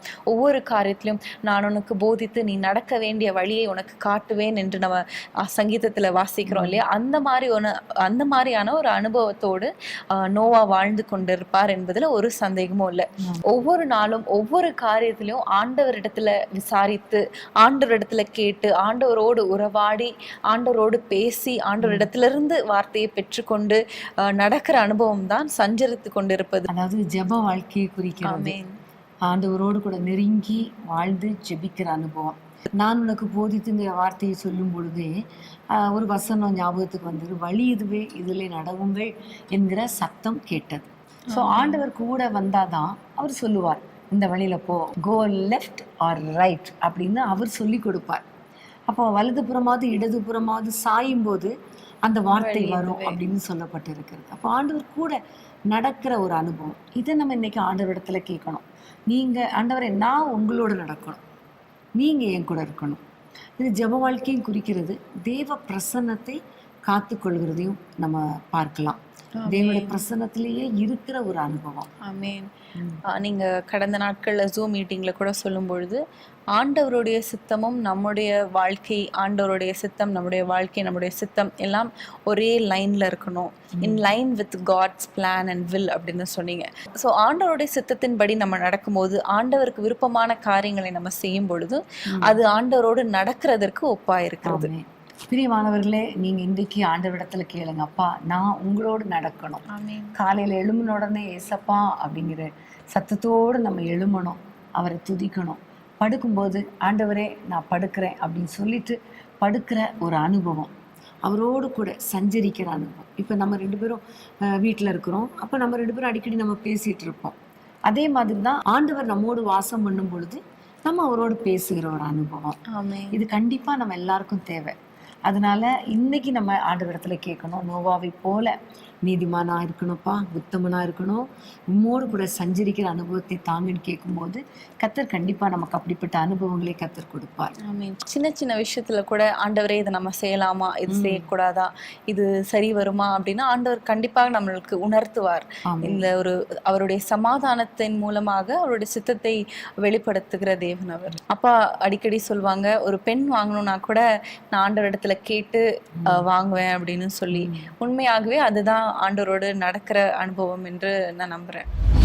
அடுத்ததாக நம்ம நோவாவுடைய வாழ்க்கையில பார்க்க போற முக்கியமான ஒரு காரியம், வேதத்தை திறந்து கொள்வோம். அதே 6ஆம் அதிகாரம் 13-14 வசனங்கள். ஆதியாகமம் 6:13-14. அப்பொழுது தேவன் நோவாவை நோக்கி, மாம்சமான யாவரின் முடிவும் எனக்கு முன்பாக வந்தது, அவர்களாலே பூமி கொடுமையினால் நிறைந்தது, நான் அவர்களை பூமியோடு கூட அழித்து போடுவேன். நீ கொப்பேர் மரத்தால் உனக்கு ஒரு பேழையை உண்டாக்கு, அந்த பேழையிலே அறைகளை உண்டு பண்ணி அதை உள்ளும் புறமுமாக கீழ்பூசு. அப்போ இந்த தொடர்ந்து நம்ம வாசிக்கிற வசனத்துல எல்லாம் அந்த பேழை எப்படி செய்யணும் என்கிற ஒரு கரெக்டான எல்லாவற்றையும் கர்த்தர் அவனுக்கு சொல்லுகிறார். இதுல இருந்து நம்ம அறிந்து கொள்ளுகிற காரியம் என்னன்னா, கர்த்தர் நோவாவை நோக்கி பேசுகிறார். ஸோ ஆண்டவர் பேசுகிற அந்த வார்த்தையை, அந்த சத்தத்தை கேட்கக்கூடிய ஒரு கிருபை இந்த நோவாவுக்குள்ள இருந்ததை நம்ம பார்க்கிறோம். இவர் பேசுற அனுபவம் வேற, ஆனா ஆண்டவர் பேசுறது வேற இல்லையா? உண்மையிலே பாருங்க, நம்ம நிறைய பேசுவோம் ஆண்டவர்கிட்ட. காலைல எழுமிலிருந்து ஆண்டவர் இப்படி இப்படி இப்படி இப்படி நம்முடைய பிரச்சனை அது இது எல்லாத்தையும் சொல்லுவோம். ஆனா ஆண்டவர் எல்லா நேரத்துல நம்மோடு கூட பேசுகிறாரா அப்படின்னு கொஞ்சம் யோசித்து பார்த்தா எத்தனை காரியத்துக்கு அவர் பேசுகிறார், அவருடைய சத்தத்தை நம்ம கேட்குறோம். ஆனா இந்த நோவா கர்த்தர் பேசுகிறதை கேட்கிற ஒரு அனுபவம், ஒரு கேரக்டர் அவரிடத்துல இருந்துச்சு. வேதத்துல நிறைய பேரோடு கூட கர்த்தர் பேசினார். ஆதாம், ஏவாள், காயின் இவங்களோடலாம் பேசும்பொழுது ஒரு எச்சரிப்பின் செய்தியை பேசினதை பார்க்கிறோம். இங்க பார்க்கும் பொழுது இந்த நோவாவை பாதுகாப்பதற்காகவே ஒரு பேழையை செய்யும்படி, ஒரு அடைக்கலத்தை கொடுக்கும்படி பேசுகிறத நம்ம பார்க்கிறோம். இதே போல சாமுவேல் கூட தேவனுடைய சத்தத்தை கேட்ட ஒரு பிள்ளை இல்லையா? சின்ன பிள்ளை தான், ஆனா குழந்தையா தான் இருந்தான். ஆனாலும் கர்த்தருடைய சத்தம் சாமுவேலுக்கு துணித்தது. அதுக்கப்புறம் போக போக அவர் பெரிய ஆளானார், ஒரு தீர்க்கதரிசியாய் மாறினார். தீர்க்கதரிசினா என்ன? கர்த்தருடைய வார்த்தையை கேட்டு மற்றவர்களுக்கு சொல்லுகிறது. அப்போ இன்றைக்கு நம்ம ஆண்டவரிடத்துல கேட்க வேண்டிய காரியம், ஆண்டவரே நீங்க என் கூட பேசும், கர்த்தாவே சொல்லும், நீங்க சொல்ற வார்த்தை என் காதுல கேட்கணும். நிறைய நேரம் நானே பேசிட்டு நானே போயிடுறேன், ஆனா நீங்க என்ன சொல்றீங்கன்னு கேட்கணும். அதுதான் பைபிள் வாசிக்கிற அனுபவம். நம்ம ஆண்டவரோடு பேசுவது ப்ரேயர் லைஃப், ஜெப வாழ்க்கை. ஆண்டவர் நம்மோடு கூட பேசுவது வேத வசனத்தை வாசிக்கிறோம். பைபிள் வாசிக்கும் போது ஒவ்வொரு வார்த்தை மூலமாக கர்த்தர் பேசுவார். இப்படி செய்யணும், இப்படி செய்யக்கூடாது, இந்த வாக்குத்தத்தத்தை உனக்கு கொடுக்குறேன், நீ கவலைப்படாத, பயப்படாதே, சோர்ந்து போகாதே என்னெல்லாம் நம்ம ஆட்சி தேற்றுகிற வார்த்தைகள், நம்ம டைரக்ட் பண்ணுகிற வார்த்தைகள், எச்சரிக்கிற வார்த்தைகள், இப்படி நிறைய வார்த்தைகளோடு கூட கர்த்தர் பேசுவார். அதனால தான் பைபிள் மெடிடேஷன் ரொம்ப ரொம்ப இம்பார்ட்டண்ட். நிறைய பேர் என்ன செய்கிறோம், நம்முடைய பிரச்சனையெல்லாம் ஆண்டவரிடத்துல சொல்கிறோம், அதுக்கான சொல்யூஷனை நம்ம பெற்றுக்கொள்ளாமலே எழும்பி போயிடுறோம், பைபிள் வாசிக்காமலே. ஸோ இன்றைக்கி நம்ம தீர்மானம் எடுக்கணும், நான் மெடிடேட் பண்ணுவேன் ஆண்டவரே, டெய்லி பைபிள் வாசிப்பேன், நான் ஜெபம் பண்ணுகிறவளாக மாத்திரமல்ல வேதத்தை வாசிக்கிறவளாகவும் இருப்பேன் என்று சொல்லும் பொழுது கர்த்தர் நம்மோடு கூட பேசுவார். இன்றைக்கி என்ன, ஆண்டவர் சாமுவேலைன்னு கூப்பிட்ட மாதிரி நம்ம பேரை சொல்லியா கூப்பிடுவார்? இல்லை, வேத வசனத்தின் மூலமாக பேசுவார். அது மாத்திரமல்ல, நம்ம இப்படி டிஸ்கஸ் பண்ணுறோம்ல, இந்த வசனங்கள் மூலமாக பேசுவார், ஆன்லைன் கூட்டங்கள் மூலமாக பேசுவார், சபைகளுக்கு போகும்போது உங்களுடைய போதகர் மூலமாக வசனங்கள் மூலமாய் கர்த்தர் பேசுவார், ஆராதனைக்கு போகும்போது உங்கள் போதகர் மூலமாக கர்த்தர் பேசுவார். ஆமென். அப்போ நீங்கள் சபைக்கு போகும்போதே ஆண்டவரே என்னோடு கூட பேசுங்கன்னு கேளுங்களேன். அந்த பாடல் மூலமாய் பேசுவார், வாசிக்கிற வசனத்தின் மூலமாய் பேசுவார், கொடுக்கிற தேவ செய்தி மூலமா பேசுவார், கடைசி ஜெபத்தின் மூலமாக கூட பேசுவார். ஆமென். சோ சஞ்சரித்து கொண்டிருப்பது ஜெபத்துக்கு அடையாளமா இருக்கிறது. இங்க ஆண்டவருடைய சத்தத்தை கேட்பது வேத வாசிப்புக்கு அடையாளமா இருக்கிறது என்பதை நம்ம அறிந்து கொள்கிறோம். அடுத்ததாக நோவாவுடைய கேரக்டர் என்ன அப்படின்னு பார்க்கும் பொழுது 22ஆம் வசனத்தை நான் வாசிக்கிறேன். நோவா அப்படியே செய்தான், தேவன் தனக்கு கட்டளையிட்டபடி எல்லாம் அவன் செய்து முடித்தான். சோ ஆண்டவருடைய வசனத்தை ஒன்று கூட மீறாம, குறைக்காம, கூட்டாம அப்படியே ஆண்டவருடைய வார்த்தையை கேட்டு அந்த பேழையை செய்து முடித்தார் என்பதை நம்ம பார்க்கிறோம். சோ ஆண்டவருடைய வார்த்தைக்கு கீழ்ப்படிதல். அநேகர் கேட்கிறோம், அதன்படி நடக்கிறவர்களா இருக்கிறோமா என்பதுல ஒரு சந்தேகம் தான். சில நாள் அதை கேட்டு அதை பிராக்டிஸ் பண்ணுவாங்க, அதை பாதியிலே விட்டு விடுவாங்க. எப்படி அந்த நியூ இயர் ரெசல்யூஷன்ஸ் எடுத்துட்டு அந்த ஃபர்ஸ்ட் மந்த்லயே வந்து அதை வந்து கைவிட்டுற மாதிரி ஆண்டவருடைய வார்த்தையை கூட அநேகர் வந்து முதல்ல கொஞ்ச நாள் அந்த ஒரு வேகத்துல வந்து அதை செயல்படுத்துவாங்க, அதுக்கப்புறம் விட்டுருவாங்க. இப்படிப்பட்ட ஒரு வாழ்க்கை வாழாம ஆண்டவருடைய வசனத்தை முழுமையாக செய்து முடிக்கிற ஒரு நோவாவை நம்ம இங்க பார்க்கிறோம். ஆமென். இப்போ எல்லா வார்த்தைகளுக்கும் அவர் சொன்ன அத்தனை வார்த்தைகளையும் செய்து முடித்தான். அது ஒரு முக்கியமான காரியம். செய்ய தொடங்குவாங்க, பாதியில் சிலர் விட்டுருவாங்க. இவரை குறித்து சொல்லப்பட்டு இருக்கிறது செய்து முடித்தான். இதை குறித்து நம்ம பார்க்கும் பொழுது உனக்கு யார் ஞாபகத்துக்கு வருகிறது? பெசலேல் எனக்கு ஞாபகத்துக்கு வருகிறது. மோசேக்கு ஆண்டவர் சொன்னபடியெல்லாம் பெசலேல் செய்து முடித்தார் என்பதை நம்ம வாசிச்சிருக்கோம். ஆமென். அந்த ஆசரிப்பு கூடாரத்தை செய்கிற அந்த பணியில ஆண்டவர் என்னெல்லாம் மோசேக்கு சொன்னாரோ அதையெல்லாம் பெசலேல் செய்து முடித்தார் என்று அங்க எழுதப்பட்டிருக்கும். ஆமென். மோசேயை கூட பார்க்கும் பொழுது ஆண்டவர் சொல்வார், கோலை நீட்டுன்னா நீட்டுவார். அப்புறம் என்னெல்லாம் ஆண்டவர் சொல்றாரு, மலைக்கு ஏறிவானா மலைக்கு ஏறி வருவார். இப்படி மோசேயும் கர்த்தருடைய வார்த்தைக்கு கீழ்ப்படுகிறவராக இருந்தார் என்பதை நம்ம பார்க்கிறோம். ஆபிரகாம் கூட ஆண்டவர் வானத்தை ஏறிட்டு பார் என்று சொல்லும்போது அவர் ஏறிட்டு பார்ப்பார். மெயினா புறப்பட்டு வா. ஆமா, எல்லாவற்றிலும் அவர் கீழ்ப்படிதல் உள்ள ஒரு மனிதனாக இருந்தார். ஆமாம். வேதத்துல யாரெல்லாம் ஆண்டவர் ஆசீர்வதித்தார் அப்படின்னு பார்த்தோம்னா அவருக்கு கீழ்ப்படுகிறவர்களை கர்த்தர் ஆசீர்வதித்தார். யாரெல்லாம் அவருடைய வார்த்தைக்கு கீழ்ப்படுகிறாங்களோ அவர்களை எல்லாம் கர்த்தர் உயர்த்தி வைத்ததை பார்க்கிறோம். அதே வேளையில கீழ்ப்படியாதவர்களை அவர் புறக்கணித்து தள்ளினார். சவுல் தேவனுடைய வார்த்தைக்கு கீழ்ப்படியாதபடினால ராஜாவா இராதபடி புறக்கணித்து தள்ளினார் என்று நம்ம பார்க்கிறோம். ஸோ ஒவ்வொரு நாளும் அவர் சொல்லுகிறத கேட்கிறவர்களாக மாத்திரமல்ல, அதன்படி செய்கிறவர்களாக இருக்கணும். இதை குறித்து சொல்லும் பொழுது ஆண்டவர் ஒரு உவமை சொல்லுவார். கற்பாறையின் மேலே கட்டப்பட்ட வீடு என்று சொல்லும் பொழுது பெருமழை வந்தது, பெருங்காற்று வந்தது, பெரும் வெள்ளம் வந்தது, ஆனால் அந்த வீடு அசைக்கப்படவில்லை என்று சொல்லிட்டு அதை குறித்து சொல்லும்பொழுது என்னிடத்தில் வந்து என் வார்த்தைகளை கேட்டு அவைகளின்படி செய்கிற மனுஷன் எவனோ அவன் கற்பாறையின் மேல் கட்டப்பட்ட வீட்டுக்கு சமம். என்ன போராட்டம் வந்தாலும் சுற்றிலும் மேலே இருந்து கீழே இருந்து எல்லா பக்கத்திலும் இருந்து போராட்டங்கள் வந்தாலும் அவன் அசைக்கப்படலை. ஸோ கர்த்தருடைய வசனத்துக்கு கீழ்ப்படுகிற ஒவ்வொருவருடைய வாழ்க்கையிலும் ஆசீர்வாதம் வரும். அவர்களை எதுவும் அசைக்கவே முடியாது. சங்கீதம் 1ஆம் அதிகாரத்துல கூட ஆண்டவருடைய வேதத்தில் பிரியமா இருக்கிற மனுஷனுடைய ஆசீர்வாதங்களை நம்ம பார்க்கிறோம். பிரியமா இருந்தால் கண்டிப்பாக அதுல கீழ்ப்படுகிறதுல ஒரு பிரச்சனையே இருக்காது இல்லையா? சோ அந்த ஆண்டவருடைய வசனத்துக்கு கீழ்ப்படுகிறவர்களுக்கு ஒரு ஆசீர்வாதத்தை நம்ம சங்கீதம் 1ல கூட நம்ம பார்க்கிறோம். யோசுவா 1:8 கூட நியாயப்பிரமாண புத்தகத்தில் எழுதியிருக்கிறவைகள் எல்லாம் செய்ய கவனமா இருக்கும்படிக்கு அதை தியானிக்கணும்னு சொல்லப்பட்டிருக்கிறது. இன்னைக்கு நம்ம அழகா உட்கார்ந்து தியானிக்கிறோம், அதோடு விட்டுறக்கூடாது. இந்த வார்த்தைகளின்படி நடக்க எனக்கு கிருபை தாங்கப்பா என்று கேட்கும் பொழுது கர்த்தர் கண்டிப்பா ஆசீர்வாதத்தை கட்டளையிடுவார். ஆமென். பிரியமானவர்களே, இன்றைக்கும் நம்ம நோவாவை குறித்து நம்ம தியானித்து கொண்டிருக்கிறோம். தொடர்ந்து நம்ம தியானிக்கிறதுக்கு முன்பதாக ஒரு சிறிய இடைவேளை.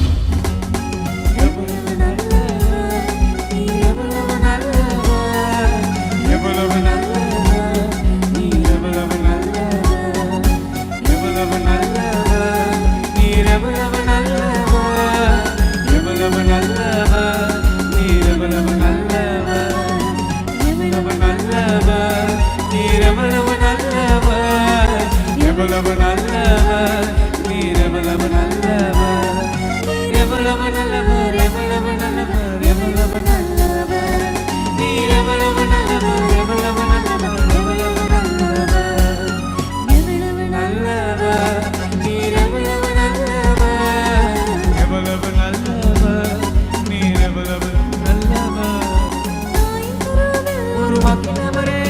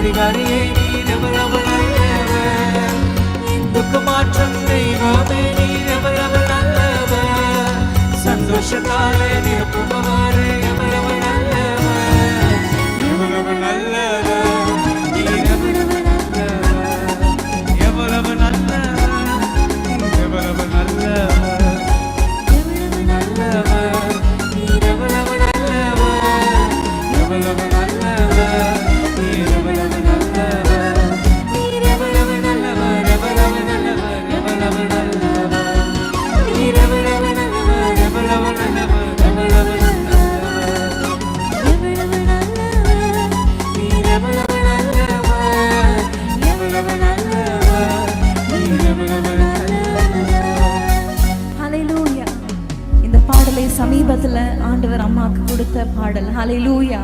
இந்த பாடலை பாடும்போதே ஆண்டவருடைய அன்பு நம்மளை நிறைக்குது இல்லையா?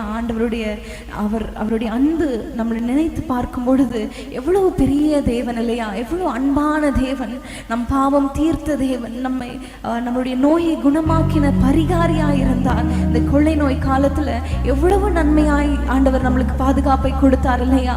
ஒருவேளை நீங்க கோவிட்னால பாதிக்கப்பட்டிருக்கலாம், அதிலிருந்து மீண்டு வர ஆண்டவர் கிருபை செய்தார். ஹல்லேலூயா.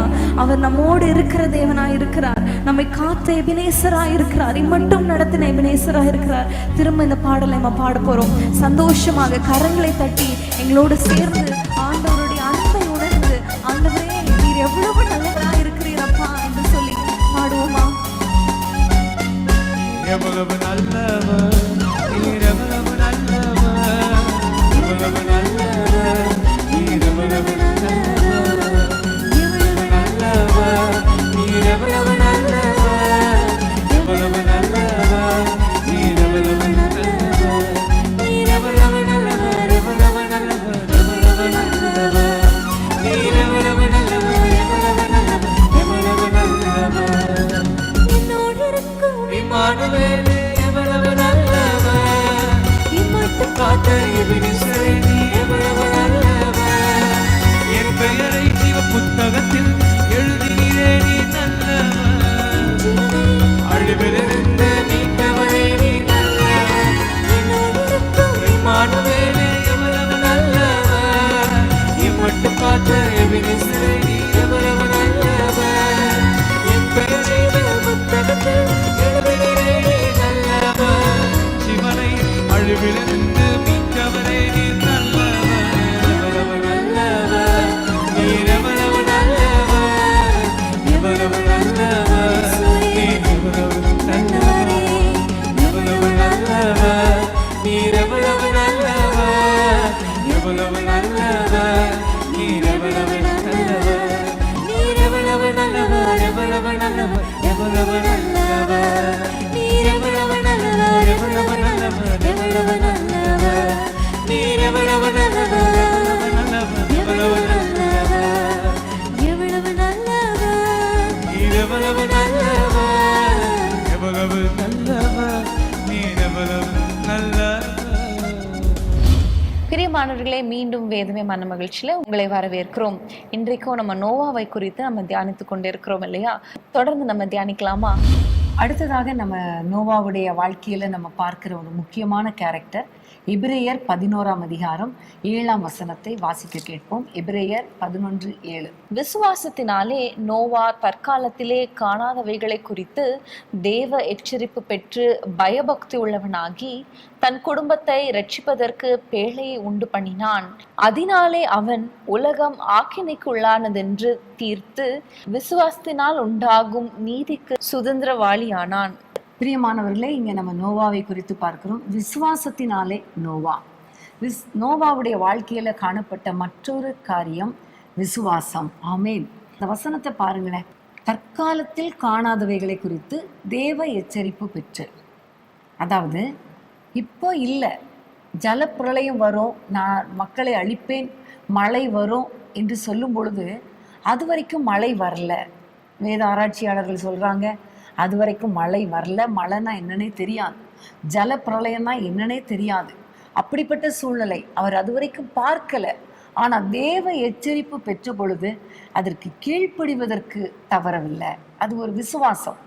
ஆண்டவர் சொன்னா அது கண்டிப்பா நடக்கும், ஆகவே நான் கீழ்ப்படியணும் அப்படிங்கிற ஒரு எண்ணம். பிரியமான தேவனுடைய பிள்ளைகளே, உங்க வாழ்க்கையில நிறைய காரியங்கள்ல நீங்க விசுவாசம் இல்லாமல் இருக்கலாம். இதெல்லாம் நடக்குமா, இதெல்லாம் எப்படி நடக்கும், இதெல்லாம் நடப்பதற்கு சாத்தியமா என்று நினைக்கலாம். ஆனால் ஆண்டவர் உங்க வாழ்க்கையில ஒரு காரியத்தை சொன்னாரே ஆனால் நீங்கள் விசுவாசத்தோடு கீழ்ப்படிய உங்களை ஒப்பு கொடுங்கள், விசுவாசிக்க அர்ப்பணியுங்கள்.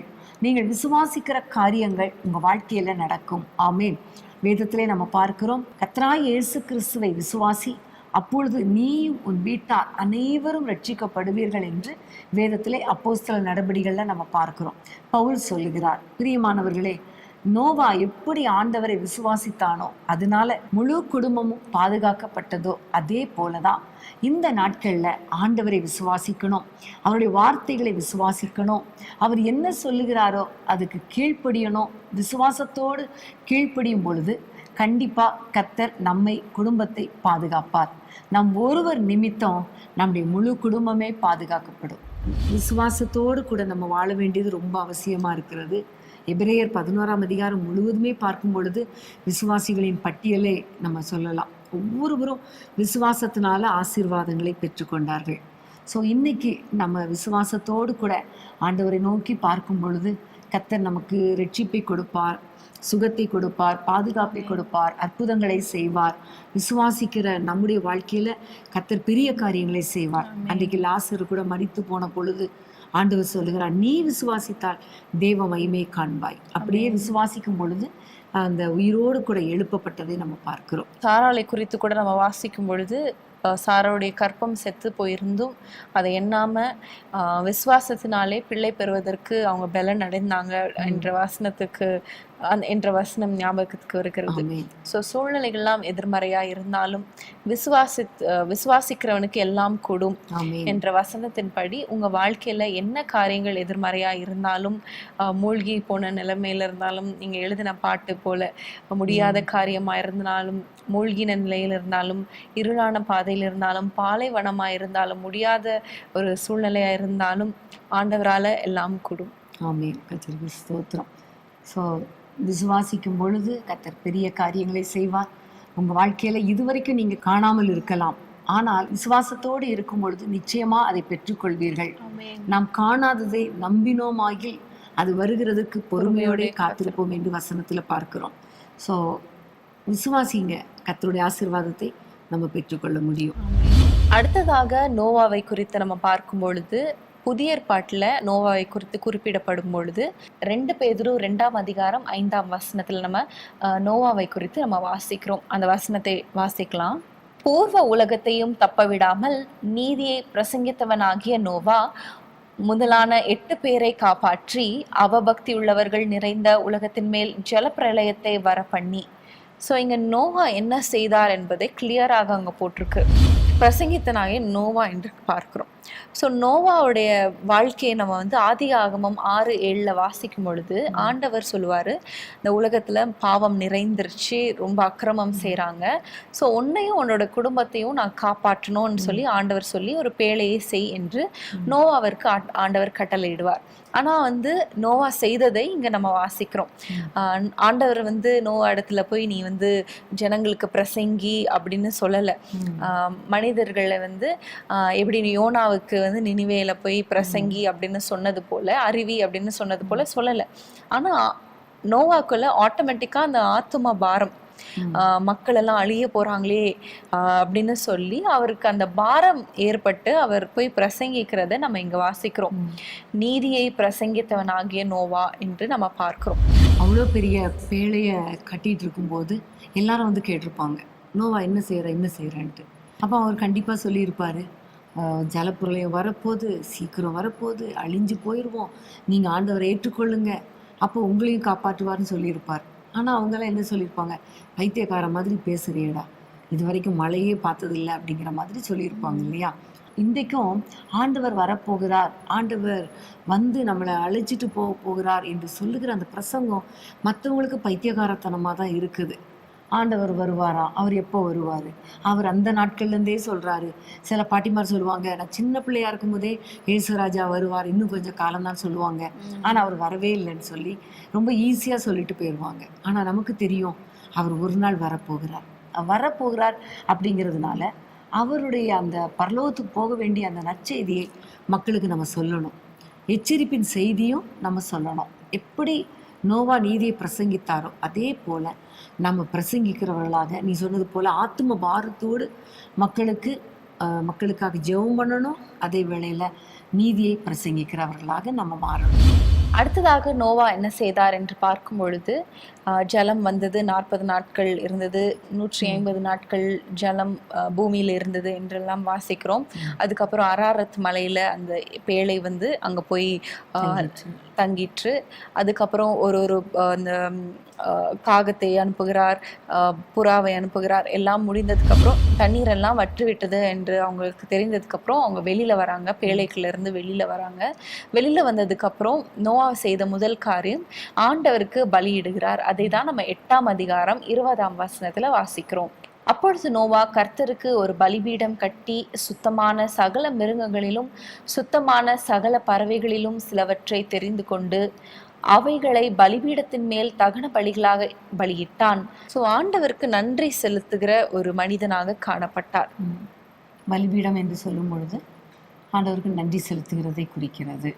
துதி ஸ்தோத்திர பலி செலுத்துகிறதை நம்ம பார்க்கிறோம். உதடுகளின் பலியாகிய ஸ்தோத்திர பலியை நான் விரும்புகிறேன் கர்த்தர் சொல்லுகிறார். ஸோ ஒவ்வொரு நாளும் ஆண்டவர் நமக்கு அற்புதங்களை செய்யும் பொழுது, அதிசயங்களை செய்யும் பொழுது, நம்மை பாதுகாக்கும் பொழுது, நம்ம அவருக்கு முதல்ல செய்ய வேண்டிய காரியம் நன்றி செலுத்துறது தான். நோவா வெளியே வந்த உடனே ஒருவேளை அவர் எங்கே நம்ம கூடாரம் போடலாம், எங்கே பிள்ளைகளெல்லாம் சேஃபாக இருக்க வைக்கலாம் அப்படி பார்த்துருக்கலாம். ஆனால் அப்படி அவர் பார்க்கல. ஃபஸ்ட்டு அவர் பார்க்குறார், பலிபீடம் கட்டணும், அது எந்த இடத்துல கட்டுறது, எதை பலி செலுத்துறது, அப்படி தான் அவருடைய நோக்கம் போனதை நம்ம பார்க்குறோம். ஸோ அவருடைய முற்பிதாவாகிய ஆபேல் கூட நல்ல பலி செலுத்தினதை அவர் கேள்விப்பட்டிருப்பார் இல்லையா? அதனால தான் அவருக்கு அந்த பலி செலுத்தணுங்கிற எண்ணமே வந்திருக்கலாம். ஸோ அந்த நன்றி பலி செலுத்தினதை கர்த்தர் பார்த்தார். அதை சுகந்த வாசனை முகர்ந்து பார்த்தார். அதுக்கப்புறம் அவர் சொல்கிறார், இனி நான் பூமியை அழிப்பதில்லை, சபிப்பதில்லை, சங்கரிப்பதில்லை என்று ப்ராமிஸ் பண்ணுகிறார். ஸோ நம்முடைய வாழ்க்கையில் எப்பெல்லாம் நம்ம நன்றி பலி செலுத்துகிறோமோ, ஆண்டவரை துதிக்கிறோமோ, அவரை ஸ்தோத்தரிக்கிறோமோ, அப்பொழுதெல்லாம் ஆண்டவர் என்ன செய்வார் தெரியுமா? இனி இவங்க வாழ்க்கையில் கஷ்டம் கொடுக்க மாட்டேன், அவர்களை ஆசீர்வதிப்பேன் என்று அவர் நினைவு கூறுவார். ஆமென். 9ஆம் அதிகாரம் 1ஆம் வசனத்துல கூட பார்க்கிறோம், பின்பு தேவன் நோவாவையும் அவன் குமாரரையும் ஆசிர்வதித்து நீங்கள் பலுகி பெருகி பூமியை நிரப்புங்கள் என்று ஆசிர்வதிக்கிறார். ஸோ பலிபீடம் கட்டி ஆண்டவருக்கு முதலாவது நன்றி செலுத்தும் பொழுது அதுல ஆண்டவர் பிரியப்படுகிற தேவனா இருந்து அவங்களை ஆசிர்வதிக்கிறார். சங்கரிக்க மாட்டேன், இனி அவங்களை அழிக்க மாட்டேன்னு சொல்லி அந்த ஒரு உடன்படிக்கையும் செய்து ஆசிர்வதிக்கிற தேவனாயும் அங்க பார்க்கிறோம். கர்த்தருக்கு ஸ்தோத்திரம். உண்மையிலே ரொம்ப ஆச்சரியமா இருக்குது. அதனால தான் ஆண்டவர் முதலாவது தேவனுடைய ராஜ்யத்தை தேடணும்னு கர்த்தர் சொல்லுகிறார். இவன் எல்லாம் உங்களுக்கு கூட கொடுக்கப்படும் என்று சொல்லுகிறார். அதுக்கப்புறம் உள்ள வசனங்களை வாசித்தா அவ்வளோ ஆச்சரியமா அவர்களுக்கு வாக்குத்தத்தங்களை கர்த்தர் கொடுக்கிறார். ஸோ நம்முடைய வாழ்க்கையில எப்பவுமே நம்ம நன்றி செலுத்துறவர்களாக இருக்கணும். கர்த்தர் நமக்கு ஒரு நன்மை செய்து முடித்த உடனே அவருக்கு நன்றி செலுத்தணும். நன்மைகளை மறக்கக்கூடாது. ஒரு முறை 9-10 குஷ்டரோகிகள் ஆண்டவரிடத்தில் வந்து, ஆண்டவரே எங்களை சுகமாக்கும் என்று சொன்ன பொழுது 10 பேரையும் சுகமாக்கி அனுப்பிட்டார். நீங்கள் போங்கன்னு சொல்லிட்டாரு. அப்போது போகிற வழியில் அவங்க சுகமாகறாங்க. ஒரே ஒருத்தர் மட்டும் திரும்பி வந்து ஆண்டவரை நோக்கி, ஆண்டவரே உமக்கு ஸ்தோத்திரம்னு பணிந்து கொள்ளுகிறான். அப்போ ஆண்டவர் கேட்ட கேள்வி என்னன்னா, மற்ற 9 பேர் எங்கே? சுஸ்தமாக்கப்பட்ட பேர் 10 பேர் அல்லவா, மற்ற 9 பேர் எங்கேன்னு கேட்குறார். அதுலேருந்து நமக்கு தெரியுது, அவர் நன்றியை எதிர்பார்க்கிறார், ஸ்தோத்திரத்தை எதிர்பார்க்கிறார். நன்றி எறிதல் உள்ளவர்களாக இருங்கள் என்று வேதத்திலே ஒரு வசனம் சொல்லப்பட்டு இருக்கிறது. நம்முடைய வாழ்க்கையில் அதிகமாக ஆண்டவரை துதிக்கணும், ஆண்டவரை அதிகமாக ஸ்தோத்திரிக்கணும். ஒவ்வொரு செகண்டும் நம்மளை பாதுகாக்கிறாரே, இதுக்கே நம்ம ஆண்டவருக்கு நன்றி பலி செலுத்தணும். அப்படி செலுத்தும் பொழுது கண்டிப்பாக அதில் பிரியப்பட்டு இதுவரைக்கும் செய்த தீமைகளை எல்லாம் கர்த்தர் மாற்றி நன்மைகளை செய்வது மாத்திரமல்ல, வருகிற நாட்களில் நீ சொன்னது போல வாக்குத்தத்தங்களை கொடுத்து நம்மை ஆசீர்வதிப்பார். ஸோ இவ்வளோ நேரம் நம்ம பார்க்கும்போது நிறைய நன்மையான காரியங்கள், நல்ல கேரக்டர்ஸை நம்ம பார்த்தோம். ஸோ அதை வாசிக்கும் போதே, தியானிக்கும் போதே நாமும் இப்படிப்பட்ட வாழ்க்கை வாழணும் அப்படிங்கிற ஒரு ஆசை இருக்குது இல்லையா? கர்த்தருக்கு ஸ்தோத்திரம். நிச்சயமாக அப்படி நம்ம வாழும்போது நம் நிமித்தம் நம்முடைய குடும்பத்தை கர்த்தர் ஆசீர்வதிப்பார், பாதுகாப்பார். நம்ம மேலே கர்த்தருடைய கிருபை எப்பவும் இருக்கும். கர்த்தருக்கு ஸ்தோத்திரம். அதே வேளையில் நோவாகிட்டத்தில் காணப்பட்ட ஒரு தவறான ஒரு காரியத்தையும் நம்ம பார்த்து நாம் அப்படி நடக்கக்கூடாது என்பதற்காக நம்ம அதை தியானிக்க போகிறோம். இதை குறித்து ஆதியாகமம் 9ஆம் அதிகாரத்தில் நம்ம பார்க்கிறோம். நோவா திராட்சை ரசம் குடித்து அவன் வெறி கொண்டு வஸ்திரம் விலகி படுத்திருந்தான். உடனே அவனுடைய மகன் காம் பார்த்து உள்ளே வந்து பார்த்துட்டு அப்பா இப்படி படுத்திருக்கிறார் என்று சொல்லி அவன் என்ன செஞ்சிருக்கணும்? ட்ரெஸ்ஸு நல்லா மூடி விட்டுருக்கலாம், ஒரு வஸ்திரத்தை நேராக்கி இருந்திருக்கலாம். ஆனால் அவன் என்ன பண்ணிட்டான்? வெளியே வந்து தன்னுடைய சகோதரர்களிடத்துல சொல்லிட்டான். இது ஒரு பெரிய தப்பு தான். ஆனால் அடுத்த சேமும் யாப்பேத்தும் என்ன செஞ்சாங்கன்னா, அவங்க உள்ளே போய் பின்பாக பார்த்து தன்னுடைய தகப்பனுடைய நிர்வாணம் காணப்படாதபடிக்கு மூடி வைத்தார்கள் என்பதை பார்க்கிறோம். இது அவனுக்கு தெரிந்த உடனே அவன் எழுந்து அவன் தன்னுடைய 2 மகன்கள் செய்த காரியத்தை அறிந்து அவர்களுக்காக சந்தோஷத்தோடு அவர்களை ஆசீர்வதிக்கிறான். அதே வேளையில் காம் செய்த காரியத்தையும் அறிந்து காமுடைய மகனாகிய கானானை சபிக்கிறதை நம்ம பார்க்கிறோம். கானான் சபிக்கப்பட்டவன் என்று சொல்லுகிறான். அந்த ஒரு சாபத்தினால அவன் தப்பு பண்ணாலும் அன்னைக்கு மன்னிச்சு விட்டுருந்துருக்கலாம், இப்படி பண்ணாதப்பான்னு கண்டிச்சு விட்டுருக்கலாம். ஆனால் அப்படிப்பட்ட காரியத்தை நோவா செய்யாம உடனே சாபம் கொடுத்துட்டான். அதன் விளைவு அந்த கானானிய கடைசி வரைக்கும் சபிக்கப்பட்டவர்களாய் இருந்தார்கள் என்பதை நம்ம பார்க்கிறோம். பிரியமான தேவனுடைய பிள்ளைகளே, உங்களுடைய பிள்ளைகள் ஒரு தவறு செய்யும் பொழுது நீங்க அவங்கள கண்டிக்கணும். அவர்களுக்காக ஆண்டவரிடத்துல மன்றாடி ஜெபிக்கணுமே தவிர அவர்களை ஒருபோதும் சபிக்கக்கூடாது. பெற்றோர் பேசுகிற சாபமான வார்த்தை பிள்ளைகளுக்கு கண்டிப்பா சாபத்தை கொண்டு வரும். ஆகவே ஒருவேளை இந்த நாள்ல ஆண்டவர் உங்களுக்கு உணர்த்துவாரே ஆனால் நீங்க ஆண்டவரிடத்துல மன்னிப்பு கேளுங்க. என் பிள்ளைகளை ஆண்டவரை சபிச்சுட்டேன், மன்னிச்சிருங்கப்பா, என் பிள்ளைங்களை வாழ வைங்க, ஆசீர்வதிங்கன்னு சொல்லுங்க. கண்டிப்பா ஆண்டவர் உங்க பிள்ளைகளை ஆசீர்வதிப்பார், உயர்த்துவார். பெரியமானவர்களே, இன்றைக்கும் நம்ம நோவாவை குறித்து நம்ம தியானித்தோம். நோவாவோட கேரக்டர் எப்படிலாம் இருந்தது, நோவா இடத்துல என்னென்ன குணநலங்கள் காணப்பட்டது என்பதை நம்ம பார்த்தோம். நோவாவை குறித்து நம்ம வாசிக்கும் பொழுது அவன் உத்தமனாயும் நீதிமானாயும் தேவனோடு சஞ்சரிக்கிற ஒரு மனுஷனாக காணப்பட்டான் என்பதை வாசிக்கிறோம். அவர் தேவனுடைய வார்த்தையை கேட்டு அதன்படி நடந்த ஒரு கீழ்ப்படிதல் உள்ள மனிதனாக காணப்பட்டார் என்பதை நம்ம பார்த்தோம். அது மாத்திரமல்ல, ஆண்டவருடைய வசனத்தை விசுவாசித்தவனாயும் ஆண்டவரை பற்றி உபதேசித்தவனாயும் பிரசங்கித்தவனாயும் இருந்தார் என்பதை நம்ம பார்த்தோம். ஜலப்பிரளயம் எல்லாம் வற்றி போனதுக்கு அப்புறம் ஆண்டவருக்காக ஒரு பலிபீடத்தை கட்டி ஆண்டவரை தொழுது கொண்டதை நம்ம பார்த்தோம். அது மாத்திரமல்ல, நோவாவுடைய தீய குணங்கள் என்னன்னு பார்க்கும்பொழுது அவர் வெறி கொண்டு தன்னுடைய பேரனை அவர் சபித்ததை நம்ம பார்த்தோம். ஸோ இப்படிப்பட்ட காரியங்கள் எல்லாம் காணப்படணும், இந்த தீய காரியங்கள் எல்லாம் காணப்படக்கூடாது என்று நம்ம ஆண்டவரிடத்துல ஜெபிக்கலாமா? ஸ்தோத்திர ஆண்டவரே, நன்றியோடு நாங்கள் துதிக்கிறோம் அப்பா. இந்த வேளையில நோவாவை குறித்து நிறைய காரியங்களை கற்றுக்கொள்ள கர்த்தர் கிருபை கொடுத்தீர், அதற்காக ஸ்தோத்திரம். ஏற்கனவே இந்த காரியங்கள் எல்லாம் அப்பா நம்முடைய பிள்ளைகளுக்கு தெரிந்தவைகளாய் இருந்தாலும் மீண்டும் ஒரு முறை ஆண்டவரே நாங்கள் தியானிக்க, ஆண்டவரே அதை கற்றுக்கொள்ள எங்களுக்கு கொடுத்த கிருபைக்காக ஸ்தோத்திரம் அப்பா. ஆண்டவரே, நாங்கள் நோவாவை போல நீதிமானாக உத்தமனாக உம்மோடு சஞ்சரிக்கிற ஒரு அனுபவத்தை எங்களுக்கு தாரும் ஆண்டவரே. ஆண்டவரே, உம்முடைய வார்த்தை கேட்கிற அனுபவம், அதன்படி நடக்கிற ஒரு அனுபவத்தை கர்த்தர் கொடுத்து உம்முடைய நாமத்தை மகிமைப்படுத்துங்க அப்பா. ஆண்டவரே, விசுவாசம் உள்ளவர்களாக, ஆண்டவரே உம்முடைய வார்த்தையை பிரசங்கிக்கிறவர்களாக, ஆண்டவரே உமக்கு பயந்து, ஆண்டவரே உம்முடைய சித்தத்தின்படி நடக்கிறவர்களாக மாத்திரமல்ல உமக்கு நன்றி செலுத்துகிறவர்களாக வாழ எங்கள் ஒவ்வொருவருக்கும் கிருபை கொடுங்கப்பா. உம்முடைய பிள்ளைகள் யாரெல்லாம் ஆண்டவரே நோவாவை போல வாழ ஆசையா இருக்கிறேன், ஆனால் சூழ்நிலை என்னை தடுக்கிறது அல்லது பயங்கரமான ஒரு பிசாசு என்னை தடை பண்ணுகிறது என்று யாரெல்லாம் ஜெபிக்கிறாங்களோ அவர்கள் மேல உம்முடைய வல்லமை இறங்கட்டும் அப்பா. விடுதலையாக்கும் வல்லமை இறங்கட்டும் அப்பா. சூழ்நிலைகள் எப்படி இருந்தாலும், பிசாசின் கிரியைகள் எப்படி எதிர்த்து வந்தாலும் ஆண்டவரை எல்லாவற்றையும் உதறி தள்ளிவிட்டு யோசேப்பை போல ஒரு பரிசுத்தமுள்ள வாழ்க்கை வாழ, நோவாவை போல உமக்கு பிரியமான வாழ்க்கை வாழ, உம்மோடு நடக்க உடைய பிள்ளைகளுக்கு கிருபை கொடுங்கப்பா. ஆண்டவரே, நோவாவுக்கு ஆண்டவரே உடைய கண்கள்ல தயவு கிடைத்தது போல, கிருபை கிடைத்தது போல, ஆண்டவரே எங்கள் ஒவ்வொருவருக்கும் ஆண்டவரே உம்முடைய கிருபை எங்கள் மேல் இறங்கி வரட்டும் அப்பா. கிருபை கிடைக்கட்டும் அப்பா.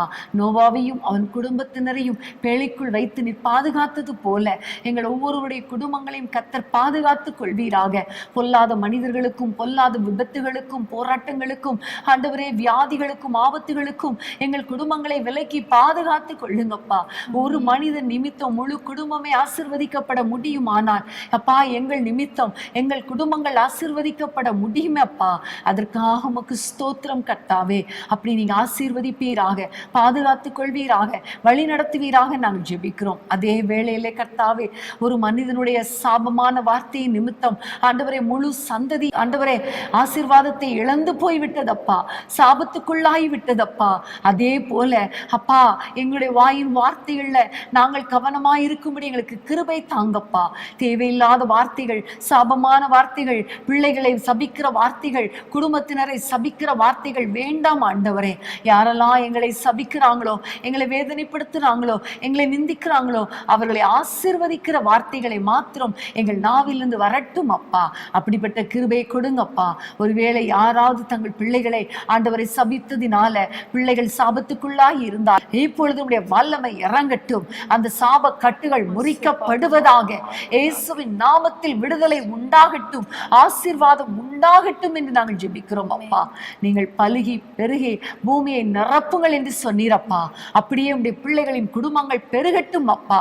ஆசீர்வாதங்கள் வரட்டும், நன்மையும் கிருபையும் வரட்டும் அப்பா. இனி இவர்கள் வாழ்க்கையில கஷ்டப்படக்கூடாது, இனி இவர்கள் வாழ்க்கையில சாபம் வரக்கூடாது அப்பா. இனி இவர்கள் வாழ்க்கையில கஷ்டப்பட்டு கண் கலங்க கூடாது கர்த்தாவே. நீங்க அப்படி ஆசீர்வதிக்க வேண்டும் என்று ஜெபிக்கிறோம். உம்முடைய கரத்திலே ஒப்பு கொடுக்கிறோம் ஆண்டவரே. உமக்கு நன்றி அப்பா. இந்த நாளில நீர் எங்களோடு கூட பேசினீர், எங்களை எச்சரித்தீர், எங்களை ஆசீர்வதித்தீர், எங்களை வழி நடத்தினீர். உமக்கு நாங்கள் நன்றி செலுத்துகிறோம் அப்பா. தொடர்ந்து உமக்காக வாழ்ந்து உம்முடைய நாமத்தை மகிமைப்படுத்த கிருபை தாரும். துதி கன மகிமை எல்லாம் உமக்கே செலுத்துகிறோம். இயேசுவின் நாமத்தில் ஜெபிக்கிறோம் பிதாவே. ஆமென், ஆமென். பிரியமானவர்களே, இந்த எபிசோடு உங்களுக்கு மிகுந்த பிரயோஜனமாக இருந்திருக்கும் நாங்கள் விசுவாசிக்கிறோம். நோவாவை குறித்து தியானித்த போது நோவா எப்படி உத்தமனாக இருந்ததுனால அவங்களுடைய குடும்பம் ரட்சிக்கப்பட்டதோ, பாதுகாக்கப்பட்டதோ, இன்றைக்கு நம்மளும் இந்த கேரக்டர்ஸ் எல்லாம் நம்ம ஆண்டவரிடத்துல கேட்டு நானும் இப்படி இருக்கிறேன் அப்படின்னு நம்ம ஜெபித்து இருக்கிறோம். நம்முடைய குடும்பமும் பாதுகாக்கப்படும் என்பதுல ஒரு சந்தேகமும் இல்லை. ஆமென். ஸ்தோத்திரம். இதே போல நீங்களும் இன்னொரு கேரக்டரை நீங்கள் எடுத்து, ஒருவேளை ஒரு ஆணாக இருக்கலாம், பெண்ணாக இருக்கலாம், யாரோ ஒருவருடைய பெயரை எடுத்து நீங்கள் அதனுடைய எல்லா குண நலன்களையும் நீங்கள் தியானித்து பாருங்க. கண்டிப்பாக ஆண்டவர் உங்களோடு கூட இடைப்படுவார். ஆமென். கர்த்தர் உங்கள் ஒவ்வொருவரையும் அளவில்லாமல் ஆசீர்வதிப்பாராக. மீண்டும் அடுத்த வாரம் வேதமே மனமகிழ்ச்சியில் உங்கள் ஒவ்வொருவரையும் நாங்கள் சந்திக்கிறோம். God bless you. பிரியமானவர்களே, நாளை இரவு ஞாயிற்றுக்கிழமை இரவு 9:30 மணிக்கு இரவு ஜெபம் இருக்கிறது. நீங்கள் அதில் கலந்து கொள்ளும்படி உங்களை அன்புடன் கேட்டுக்கொள்கிறோம். 1 மணி வரைக்கும் தான் இந்த இரவு ஜெபம். ஸோ டக்குன்னு முடிஞ்சிரும். குடும்பமாக கலந்து கொண்டு ஆசீர்வாதங்களை பெற்றுக்கொள்ளுங்கள். அன்பான தேவனுடைய பிள்ளைகளே, இச்செய்தி உங்களுக்கு மிகுந்த ஆசீர்வாதமாக இருந்ததென்று நாங்கள் நம்புகிறோம். தொடர்ந்து எங்கள் செய்திகளை கேட்டு கர்த்தருக்குள் ஆசீர்வதிக்கப்பட ஜீசஸ் மீட்ஸ் மினிஸ்ட்ரீஸ் என்கிற எங்கள் யூடியூப் சேனலை சப்ஸ்கிரைப் செய்யுங்கள். மேலும் உங்கள் ஜெப உதவிக்கு எங்களோடு நீங்கள் தொடர்பு கொள்ள வேண்டிய தொலைபேசி எண் 9842252836 மற்றும் 7299546363. Email gpsrobinson@hotmail.com. கர்த்தர் உங்களை ஆசீர்வதிப்பாராக.